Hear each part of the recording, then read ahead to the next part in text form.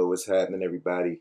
It's Jason Reynolds, and I'm super grateful to have been asked to be a part of the Everywhere Book Festival. I think it's a necessary thing that we have to do to make sure that we keep pushing forward and stretching ourselves and finding our inklings of joy where we can during this time. That being said, I'm super honored to be one of the speakers here, and I'm going to do my best to answer as many questions as I can.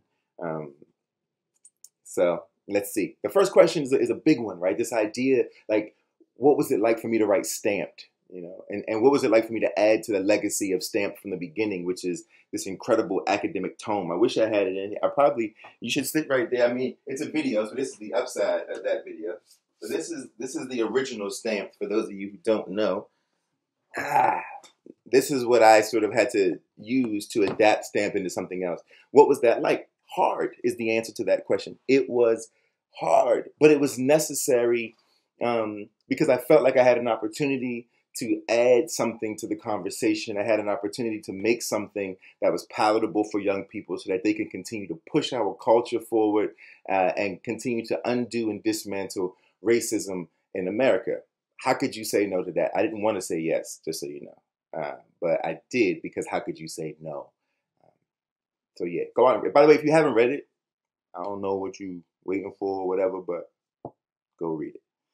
Next question is, what is it like writing in such a diverse mix of categories, genres, and mediums? How does your work in one category influence or enhance your work in others? Here's the thing. I don't really think about it that way, right? All the categories, I don't really think about it that way for the most part. For me, I just look at it all as storytelling. I look at it all as language. I see everything as music and poetry, even if it doesn't seem like music and poetry. I think our lives are music and poetry.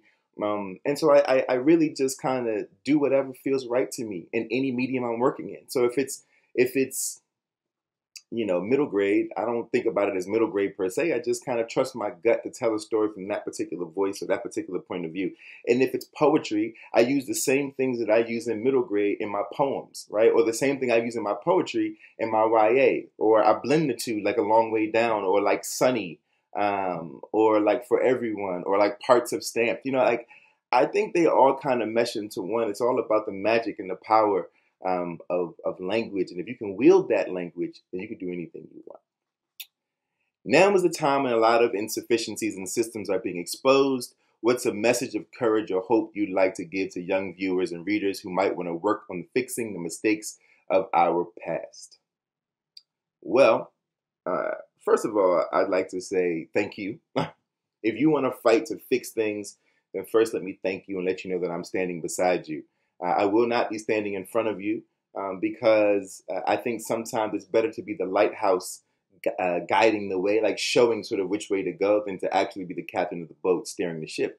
I'm okay with you all taking the lead. Just let me be there to help guide along the way. That's all I really ask. And just remember this, there is a difference between being irreverent. Irreverence is a good thing. You got to be irreverent to change things, right? But there's a difference between being irreverent and being irresponsible, right? And so what I mean by that is be irreverent, but irreverence comes with planning, it comes with thoughtfulness. Irresponsibility is casual and can be a bit lazy. So just make sure you know the difference between the two.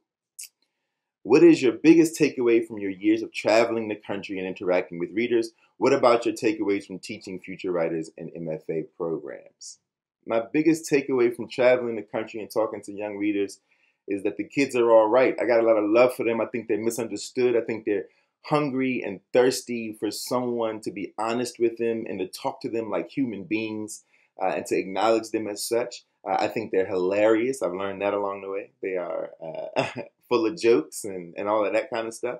But ultimately, I think that we're all right. If we trust them and give them the space for them to grow and make their mistakes without cutting them down before they get a chance to really shine, I think we'll be okay. In terms of teaching young writers and writers coming up, same thing. One thing I will say is this, and this will be an unpopular opinion on this platform, but I think the one thing I notice more than anything when it comes to young writers is how school has turned them into robots, how they don't trust themselves anymore on the page. They don't trust their language on the page. They don't trust their instinct and their gut when it comes to putting their self, right, their own essence on the page. And because they don't, most of my job is about undoing and dismantling everything they've learned over 12 years of education, for 16 years of education. To say, look, you learned all that stuff. Now you can throw it away. You learn, keep the things you need, but the rest of it's going to be about who you are. And if you don't know who you are, I can't teach you that, right? And so that's what I think I've learned the most from them. Jason, in light of all that is happening in the world, tell us about your thoughts as a writer and activist in general. Well, I mean, first of all, I'm very careful about calling myself an activist. I think there are real activists in the world who are on the front lines fighting every day. I'm an artist for sure, and art and activism can be one and the same, but I'm just careful about owning a title like activist. I think we all have to be a little cautious of that. I think there are people who lay their lives on the line, and just because somebody sits behind a keyboard and types their feelings does not make them an activist. Sure, I'm out in the world and I'm confronting our inequities in school systems. I'm showing up for our kids, and that is a kind of activism, and that is my kind of activism, just presence and acknowledgement. But there are other people who are in prison and are fighting really hard for these things, and those people I want to support and write about and champion. And so that's how I feel about that. But for the most part, I try to make sure that whatever I'm writing is honest. And I think honesty is the highest form of activism. I think lies and fear and falsities is what has put us where we are today. Deceit, right? But to just be honest and authentic is a powerful, powerful, powerful thing. Let's see. One silver lining right now is that we are getting to see authors and illustrators at home, often with all their mess around them and their kids in the background, pets, etc. It really humanizes everyone and shows how human we all are. Can you show us something in your home that gives you joy? Or what is something small but meaningful to you? Or what are you doing to stay positive? All right, sure. What can I show you guys? I'm in my office right now. So there's a lot of things in here that give me joy. I'll show you, let's see. I've shown people this before, but I think it's so cool. Man. So this beautiful thing here is one of my most prized possessions. I look at it all the time.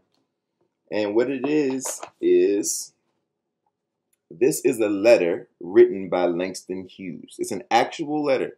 There's the envelope he mailed the letter in. Right? Like, there's his signature in his handwriting, in his ink. And it's so funny because basically he's responding to a fan who wrote him a letter saying that she didn't like the way his book was adapted to the stage. You know, it's the same thing we go through now. But for those of us who've had books adapted to movies, we get the brunt of it. Why did you let them ruin your book? You know, and so I think it's just really funny to read that, and it brings me great joy. And the fact that I own that is just a really special thing. I mean, there's tons of stuff in here I could show you, but you know, I mean, I got postcards from friends and some of my awards. I'd show you all the awards, but they're all underneath the couch because I don't want to sit in a shrine of myself because that would be weird, right? My mom's type. You can't see it. But, let me see if I can turn right up there, all the way up there. That's my mom's typewriter. Oh, you see it over there in the corner? That's my mom's typewriter when she typed her college thesis after 12 years of undergrad. I still have that. The first electric typewriter. Anyway, all kinds of things. So that's cool. What fictional character, your own or any other, would you most want to be around right now? That's a good one. Probably like,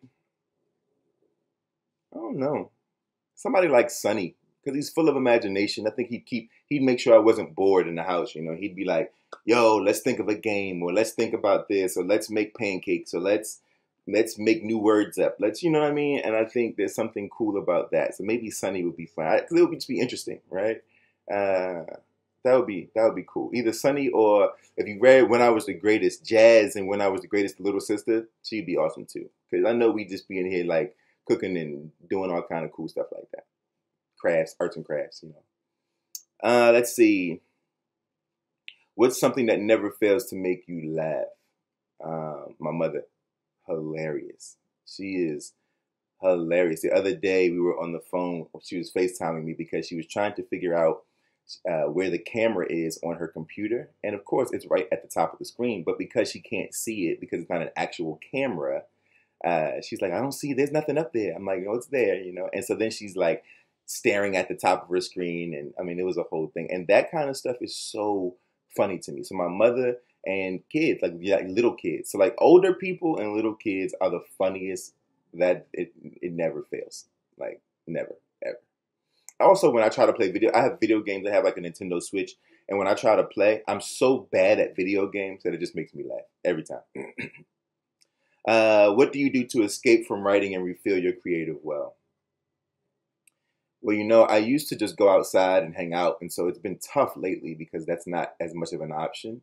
And so what I do is I read. I mean, you see all the books behind me, and there's more in the living room, and there's more downstairs in my bedroom, more in the guest room. They're in the bathrooms. Like there are books everywhere in my house. I have all kinds of books about insects and animals and furniture and, you know, like just interesting things. I mean, sitting right next to me right now is the Oxford Dictionary of English Etymology, right? This is some nerd stuff. This is all about like not just the words, but where the words come from, right? What they originally meant, you know. And next to that, I have, you know, this book, which is, you know, an atlas of rare and familiar color. This is literally a book of colors that no longer exist in their names. And I go and look in this book so I can figure out ways to describe things when it comes to color, you know? So I do all those kinds of things. I watch movies, I read books, you know.